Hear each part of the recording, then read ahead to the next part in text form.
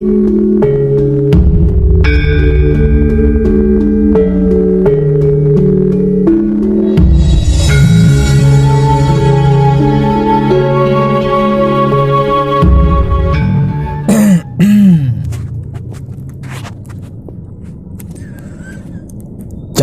pikiranmu, karena pikiran akan menjadi perkataanmu. Jagalah perkataanmu, karena perkataan akan menjadi perbuatanmu. Jagalah perbuatanmu, karena perbuatan akan menjadi kebiasaanmu.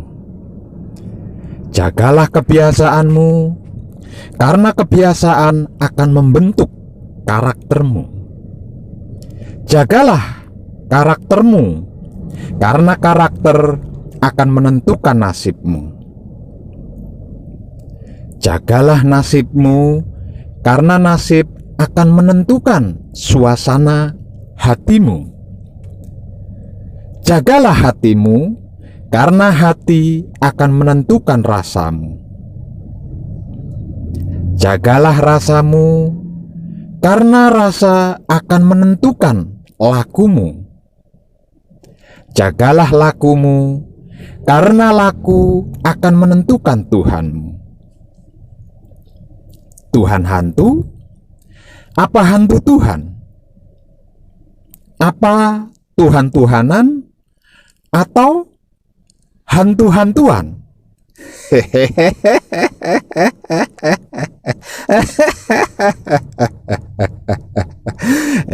Dan tenan. Halo para kadang dan para sedulur kinasiku sekalian, bertemu lagi dengan saya Wong Edan Bagu melalui rekaman video di YouTube channel pribadi saya. Semoga dengan video ini kita semua bisa mendapatkan manfaat yang berkah ya. Dan rekaman video saya kali ini saya beri judul Alkisah, ilmu pengetahuan yang bangkit dari ego, hasrat, arogan, harapan, keinginan, ambisi, dan pamrih. Semoga Teguh Rahayu Slamet senantiasa tercurah selalu untuk panjenengan semuanya, tanpa terkecuali dimanapun panjenengan berada. Amin. Ketika kita hendak membuat suatu keputusan, kadangkala kita mengharapkan bantuan nasihat atau bantuan saran, bahkan konsultasi dengan orang lain sebagai landasannya. Dan landasan yang sesungguhnya itu ada di dalam diri kita sendiri, bukan di luar diri kita sendiri. Artinya, landasan masa depan kita itu bergantung pada keputusan yang kita buat sendiri saat ini, bukan dari orang lain. Jadi, apakah landasan masa depan kita adalah hasil dari saran atau nasihat orang lain di luar dari diri kita sendiri? Dan apakah seluruh kehidupan kita juga adalah hasil dari kecerdasan orang lain? Pernahkah kita pikirkan atau berpikir tentang hal itu? Pengalaman kita mengajarkan kepada kita bahwa orang yang berbeda akan memberikan nasihat atau saran yang berbeda pula. Seorang yang taat di masjid, misal contohnya, dia akan percaya kepada kiai. Seorang yang taat di gereja, dia akan percaya kepada pendeta. Seorang yang taat di kuil akan percaya kepada biksu. Namun seorang yang munafik, andai diberi kesempatan waktu, dia akan mencundangi segala hal apapun. Para kadang dan para sedulur kinasiku sekalian, ketika seseorang mengalami sebuah kejadian yang tidak adil, maka kejadian itu akan mengguncang jiwanya.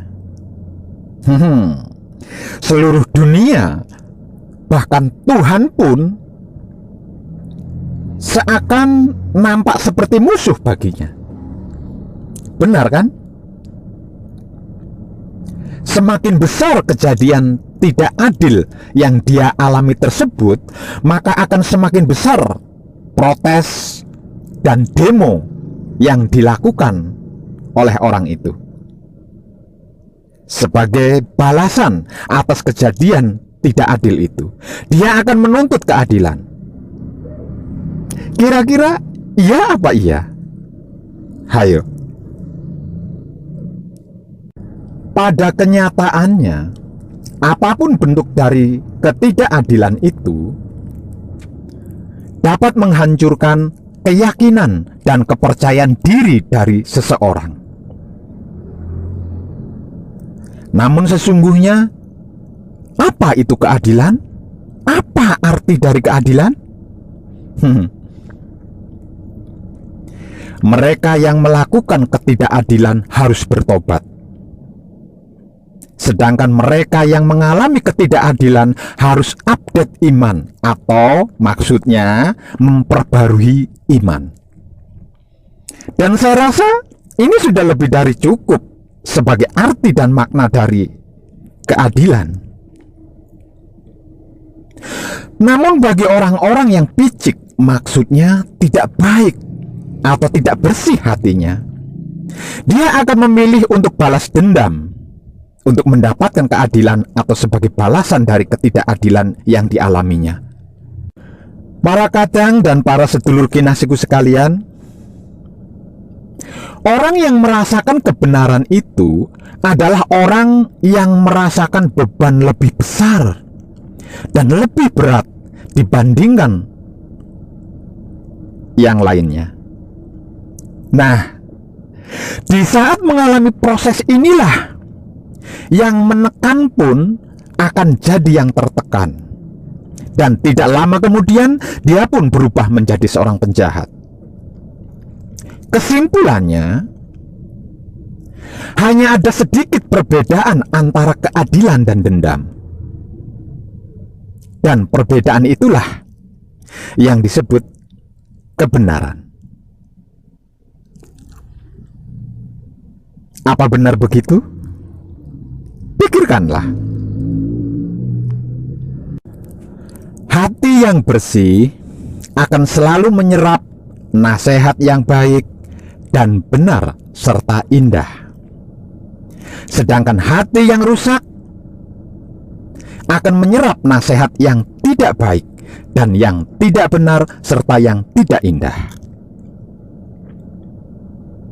Menerima nasihat yang baik, benar dan indah itu dapat meningkatkan laku spiritual kebahagiaan yang sempurna.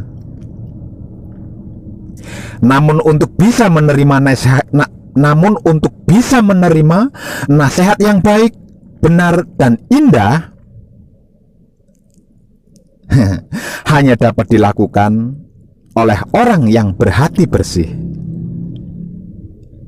Maksudnya, sebelum menerima nasihat atau saran dari seseorang, menyiapkan hati dengan kebaikan dan kebenaran serta keindahan. Bukankah itu yang lebih penting, bahkan yang terpenting? Pikirkanlah itu dengan kesadaran yang sadar, maksudnya dengan akal yang sehat. Semua dan segalanya bergantung di hati kita, bahkan ditentukan oleh hati kita. Maka rawatlah ia dan jagalah ia, serta hiasilah ia dengan kebaikan cinta, kebenaran kasih, dan keindahan sayang. Para kadang dan para sedulur kinasiku sekalian, kalau kita ingin bisa berhasil, ingin sukses dalam mencapai kebahagiaan yang hakiki atau sempurna, jangan lupa untuk saling mencintai, saling mengasihi, dan saling menyayangi kepada sesama makhluk hidup, terutama sesama manusia.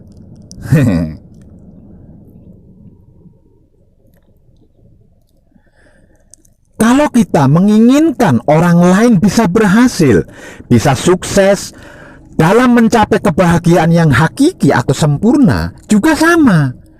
Jangan lupa untuk saling mencintai, saling mengasihi, dan saling menyayangi sesama makhluk hidup, terutama sesama manusia.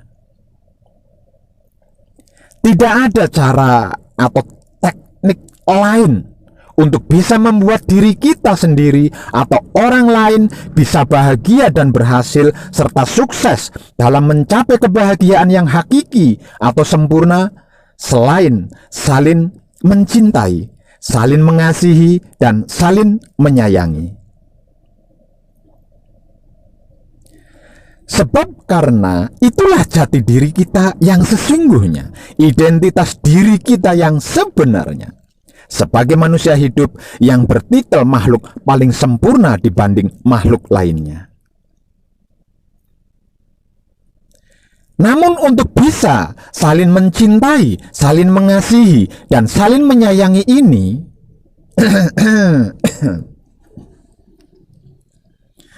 hanya bisa dilakukan oleh orang-orang yang berhati baik, berhati benar, dan berhati indah.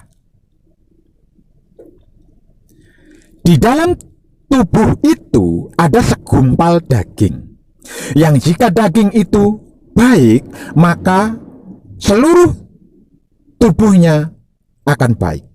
Jika daging itu rusak, rusak pula seluruh tubuhnya.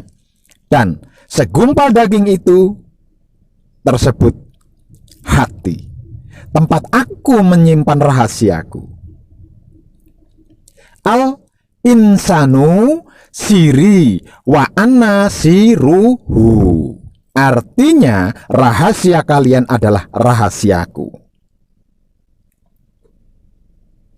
Dan hati yang baik, hati yang benar, hati yang indah ini hanya dimiliki oleh orang-orang yang berhati bersih. Aku tidak bisa berada di bumi atau di langit, tapi aku bisa berada dalam hati seorang mukmin yang benar, maksudnya bersih. Qalbu mukminin baitullah, artinya hati seorang yang beriman itu adalah rumah Allah. Tidak dapat memuat zatku bumi dan langit kecuali hati hambaku yang mukmin, maksudnya beriman. Semua dan segalanya bermula dan berakhir di hati, bahkan ditentukan oleh hati. Maka sekali lagi, mari kita sama-sama saling membersihkan hati, menjaga hati, dan menaburi ia dengan kebaikan cinta, kebenaran kasih, dan keindahan sayang kepada sesama makhluk tanpa terkecuali. Kalau bisa, kalau tidak bisa, cukup deh sesama manusia saja.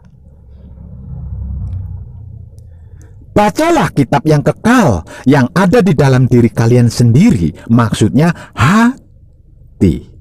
Sebab karena Tuhan itu batinnya manusia, dan manusia itu dohirnya atau kenyataan Tuhan.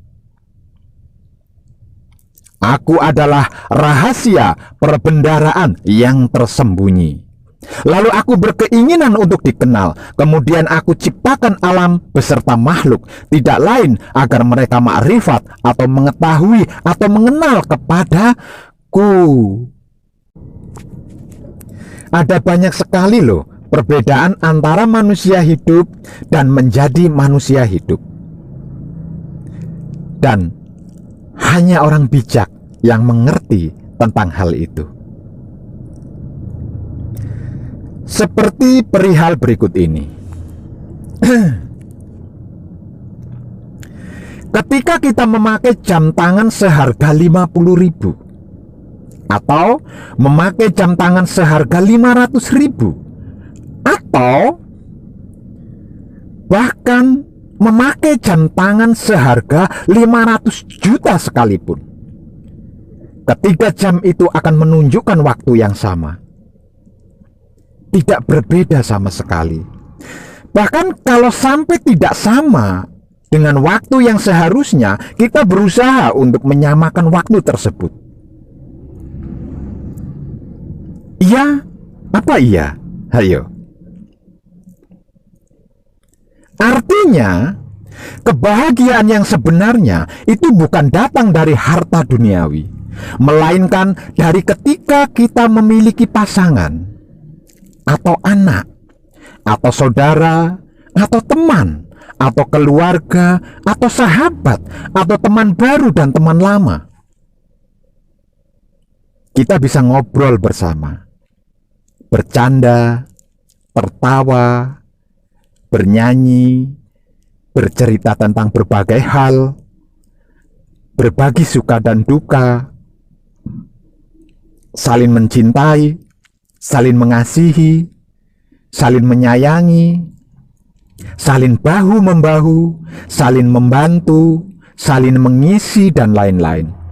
Itulah kebahagiaan yang sesungguhnya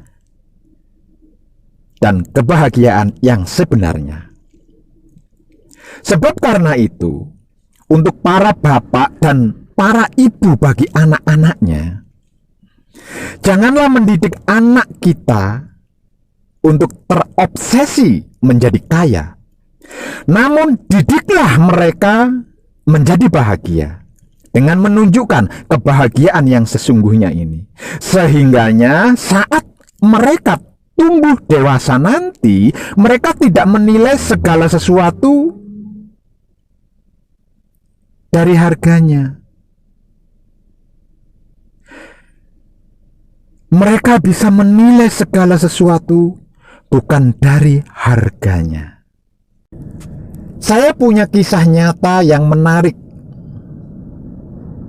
dan saya rasa dapat kita ambil hikmahnya.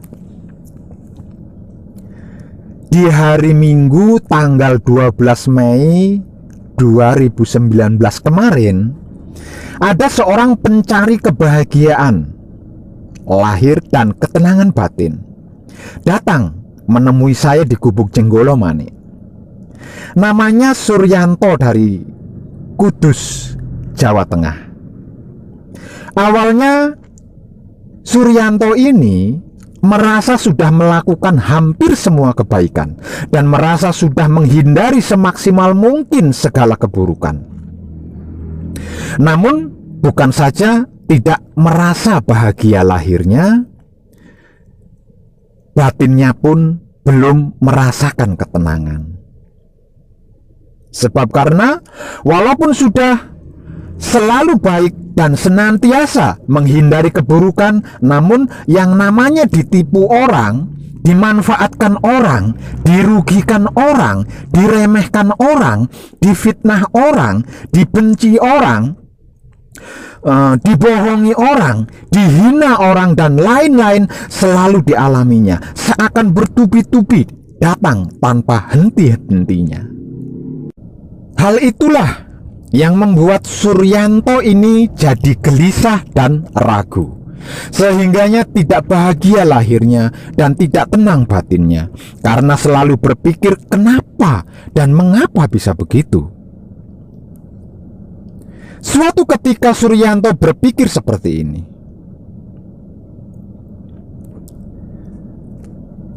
mungkin aku harus mencari jawaban dari beberapa pertanyaanku ini, yaitu: 1. Dari mana aku berasal?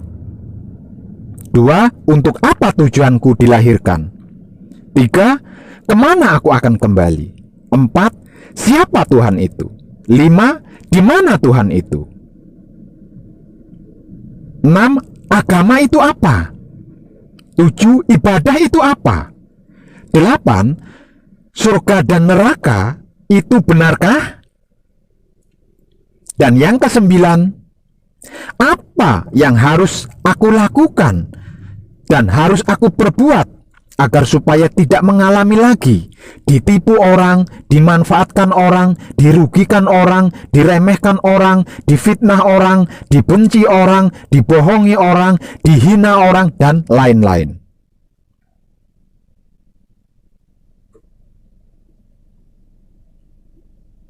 Suryanto berkeyakinan jikalau seseorang mengerti dan memahami apa yang sedang dicari jawabannya, itu bisa bahagia lahirnya dan batinnya tenang, serta tidak akan mengalami ditipu orang, dimanfaatkan orang, dirugikan orang, diremehkan orang, difitnah orang, dibenci orang, dibohongi orang, dihina orang, dan lain-lain itu.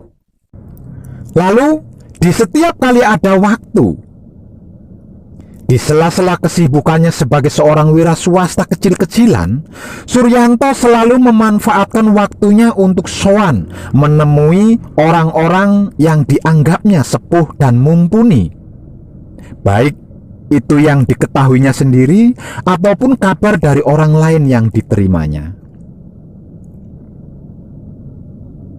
Dan setiap kali itu pula, di hadapan orang-orang sepuh yang dianggapnya mumpuni itu, Suryanto selalu menanyakan hal yang sama, yaitu: 1. Dari mana aku berasal? 2. Untuk apa tujuanku dilahirkan? 3. Kemana aku akan kembali? 4. Siapa Tuhan itu? 5. Di mana Tuhan itu? 6. Agama itu apa? 7. Ibadah itu apa? 8. Surga dan neraka itu benarkah?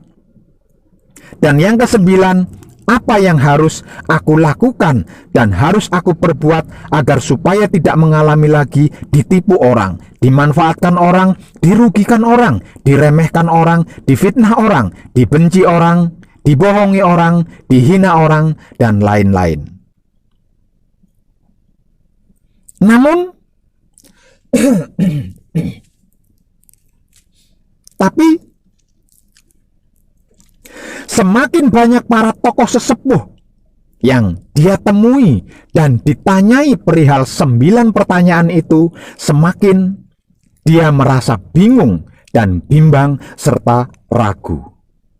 Karena lain sesepuh, lain pula jawabannya. Beda sesepuh, beda pula jawabannya. Hingga tidak satu pun yang membuatnya merasa puas, apalagi merasakan bahagia dan tenang. Sebab karena bertambah pusingnya. Aneh ya. Kemudian hanya dengan berbekal alamat yang dia dapatkan dari internet, Suryanto nekat datang ke Gubuk Jenggolo Manik dengan maksud tujuan melakukan hal yang sama seperti yang sudah-sudah. Namun di dalam benaknya terpahat sebuah prinsip, ini untuk yang terakhir kalinya aku lakukan. Kalau sama seperti yang sudah-sudah, aku akan berhenti. Dalam artian tidak akan bertanya lagi kepada siapapun.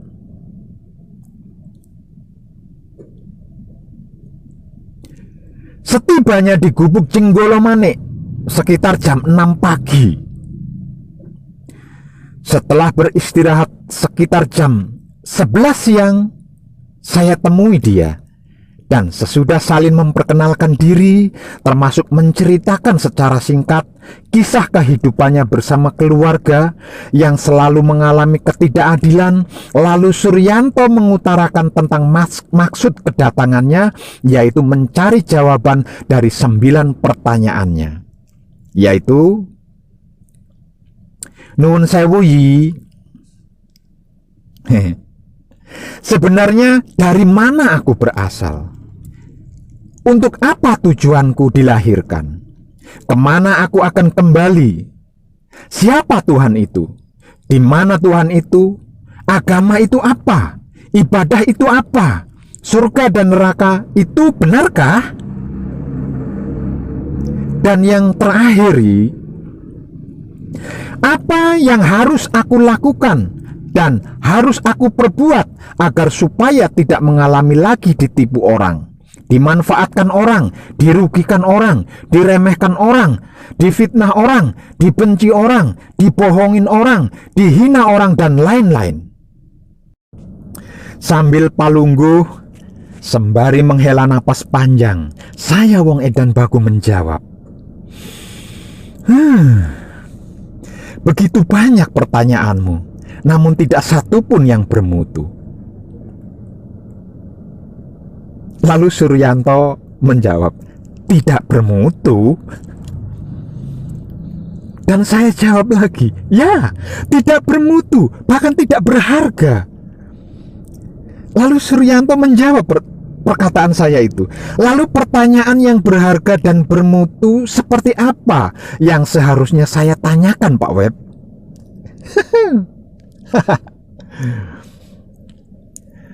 Dan saya mengimbangi pertanyaan Suryanto itu dengan seperti ini. Pertanyaan yang seharusnya ditanyakan dan dicari jawabannya itu cukup satu saja, yaitu tentang siapa dirimu. Sebab karena jikalau kamu mengenal siapa dirimu sendiri, maka kamu akan mendapatkan jawaban dari semua pertanyaanmu itu, bahkan yang pelik dan sulit sekalipun. Lalu Suryanto berkata, oh, siapa diriku?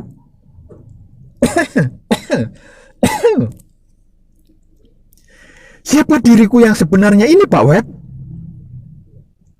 Dan saya berkata, setiap bentuk wujud seorang manusia hidup adalah rupa dari Sang Maha Kuasa.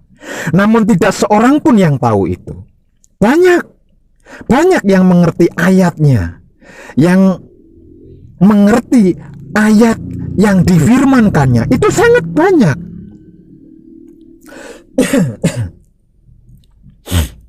Sangat banyak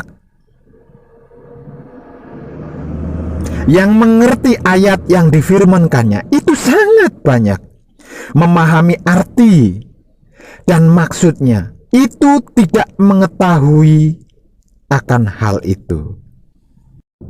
Setiap bentuk wujud seorang manusia hidup adalah rupa dari Sang Maha Kuasa. Namun tidak seorang pun yang tahu itu.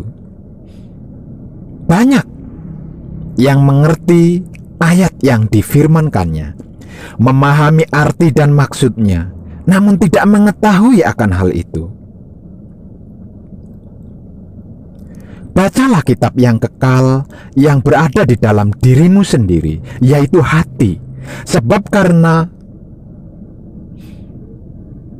Tuhan itu batinnya manusia, dan manusia adalah dohirnya atau kenyataannya Tuhan. Al-insanu siri wa anasiruhu. Rahasia kalian adalah rahasiaku. Aku adalah rahasia perbendaharaan yang tersembunyi. Lalu aku berkeinginan agar dikenal. Kemudian aku ciptakan alam serta makhluk, tidak lain agar mereka bisa mengenalku. Aku tidak bisa berada di bumi ataupun di langit, tapi aku bisa berada dalam hati seorang mukmin yang benar. Qalbu mukminin baitullah, artinya hati orang yang beriman itu adalah rumah Allah. Tidak dapat memuat datku bumi dan langitku kecuali hati hambaku yang mukmin. Barang siapa mengenal dirinya, niscaya ia akan mengenal Rabb-nya. Dan dia yang tidak bisa melihat dirinya sendiri membuat orang lain ingin melihatnya, karena orang lain itu ingin membantu kita untuk bisa melihat diri kita yang sebenarnya. Jadi, apa yang kau alami dari orang lain itu seperti ditipu, dimanfaatkan, dirugikan, diremehkan, difitnah, dibenci, dibohongi, dihina, dan lain-lain itu adalah bentuk usaha orang lain yang ingin membantumu untuk bisa mengetahui dirimu sendiri yang sebenarnya.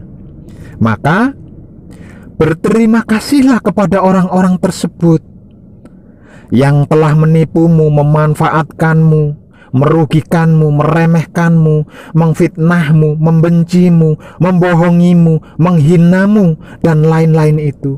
Karena sesungguhnya mereka sedang membantumu agar supaya bisa mengenal diri sejatimu. Begitupun juga dengan orang-orang lain itu, dengan mereka itu.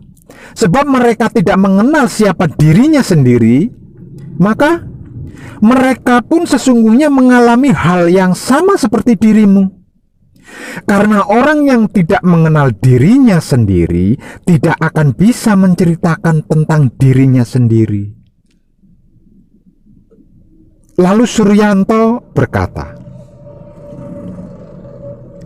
untuk bisa mengenal siapa diriku sendiri, lalu apa yang harus saya lakukan, Pak Web?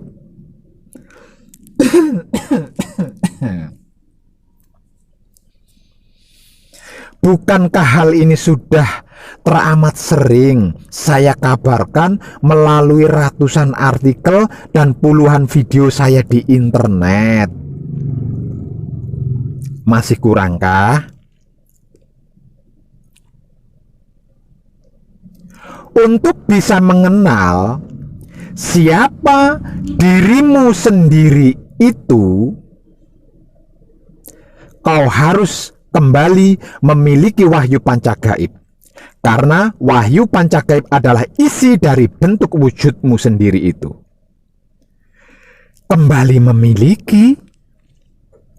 Ya, kembali memiliki.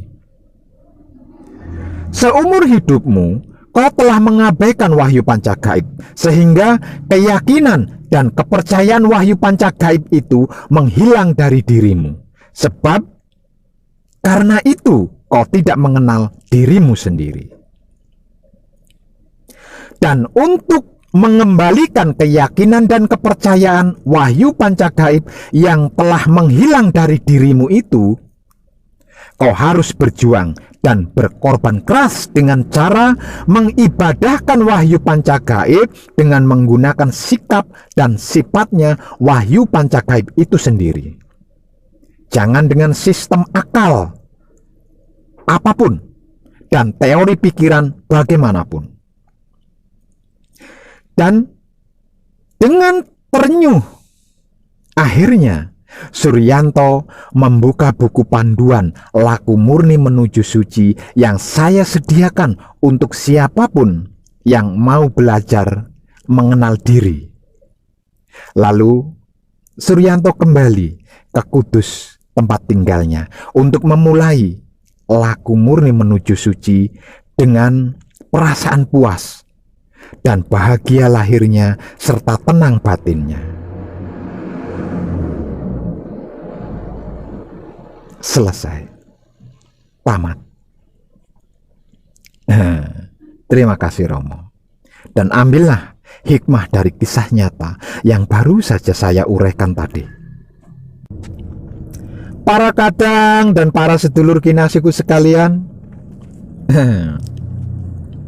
sebenarnya perasaan takut itu berasal dari pikiran kita sendiri, yang kemudian dicerna oleh hati kita, lalu menjadi momok yang menakuti diri kita. Misal contohnya, takut kehilangan harta benda, takut kehilangan pacar atau kekasih atau istri, suami atau anak, takut kehilangan pekerjaan, penghasilan atau keuntungan, takut berpisah dengan orang yang dicintai, dikasihi dan disayangi, takut dipermalukan, bahkan ada kalanya takut dipuja-puji, takut tersesat, takut bohong, takut lupa, dan lain-lain sebagainya. Sepertinya itu normal dialami oleh semua orang ya. Benarkah begitu?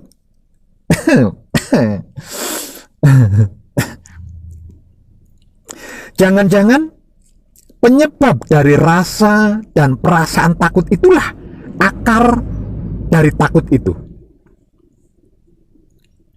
Pernahkah panjenengan berpikir atau memikirkan akan hal itu? Menurut saya pribadi, tidak. Tidak ada hal yang seperti itu.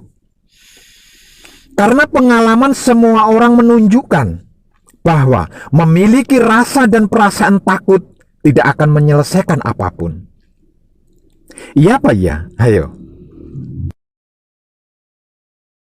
Rasa dan perasaan takut itu hanya sebuah imajinasi dari kedukaan yang akan datang, yang kita buat sendiri, dan itu tidak ada hubungannya dengan apapun juga. Meski sudah tahu bahwa rasa dan perasaan takut tidak lain hanya sebuah imajinasi, apakah masih sulit untuk lepas darinya? Agar supaya kita bisa hidup di kehidupan dunia ini dengan sukacita tanpa rasa dan perasaan takut. Coba panjenengan renungkan itu, minimal pikirkanlah. Para kadang dan para sedulur kinasiku sekalian,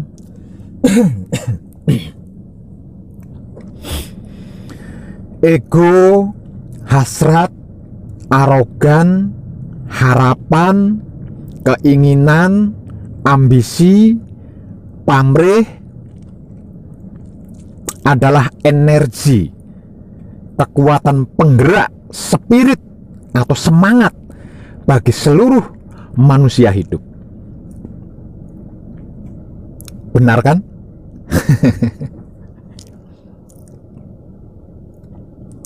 Lalu, kalau ada seseorang yang menanyakan identitas dirimu, kemudian seperti apakah jawabanmu? Coba panjenengan renungkan itu, minimal pikirkanlah. Dan panjenengan akan segera menyadari bahwa semua ego, hasrat, arogan, harapan, keinginan, ambisi, dan pamrih akan menentukan kehidupanmu.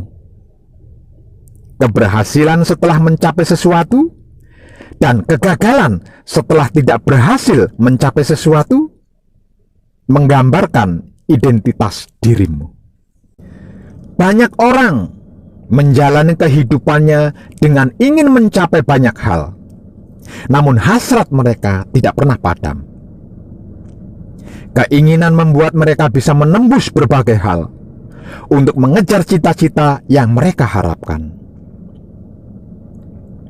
Namun di dalam kandungan semua ego, hasrat, arogan, harapan, keinginan, ambisi, dan pamrih terdapat cahaya ilmu pengetahuan yang sempurna. Bagaimana bisa?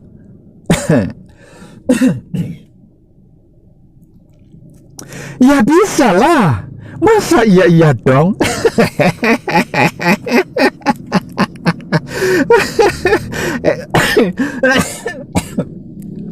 Edan tenan. Ya bisa lah. Sebab karena di saat ada ego, hasrat, arogan, harapan, keinginan, ambisi, pamrih yang tidak terpenuhi dan bisa hancur serta musnah dalam tempat dan waktu yang bersamaan, maka cahaya ilmu pengetahuan yang sempurna itu akan masuk ke dalam hati seorang manusia. Wow, keren.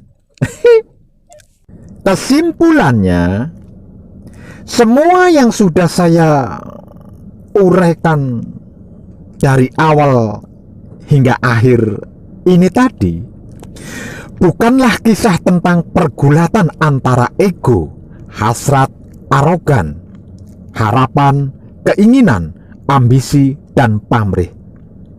Juga bukan kisah tentang betapa mengerikannya kelahiran ego, hasrat, arogan, harapan, keinginan, ambisi, dan pamrih. Bukan, sama sekali bukan. Melainkan alkisah tentang ilmu pengetahuan yang sempurna, yang lahir dan bangkit dari dalam ego, hasrat, arogan, harapan, keinginan, ambisi, dan pamrih yang berhasil dihancurkan hingga musnah dengan sempurna. Ini hidup yang menggugah semua kesadaran manusia dan mengundang seluruh kehidupan makhluk untuk bergabung dalam perjalanan ini. Perjalanan hidup yang akan mengajarkan kepada semua makhluk arti dari sebuah kehidupan,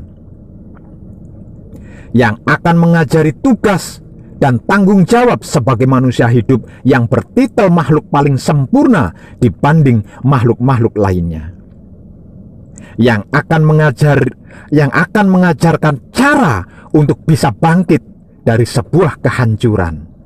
Dan nama perjalanan ini adalah laku murni menuju suci. Salam setuhan penuh cinta kasih sayang dari dalam lubuk hati saya, Wong Edan Bagu, yang paling dalam. Selamat, selamat, selamat. Rahayu, rahayu, rahayu. Damai, damai, damai, tentram. Saya Wong Edan Bagu ngaturaken sugeng rahayu lir ing sambikala amanggih yuwana pinayungan mring ingkang maha suci basuki yuwana teguh rahayu selamat berkah selalu untuk semuanya tanpa terkecuali, terutama para sedulur, khususnya para kadang konto dan kanti anom saya yang senantiasa direstui yang dat maha suci hidup. Om Santi Santi Santi Om. Wassalamualaikum warahmatullahi wabarakatuh. Terima kasih dan terima kasih serta I love you. I love you. Aduh. I love you. Full. Ya, I love you. Full. Dari saya untuk panjenengan semua.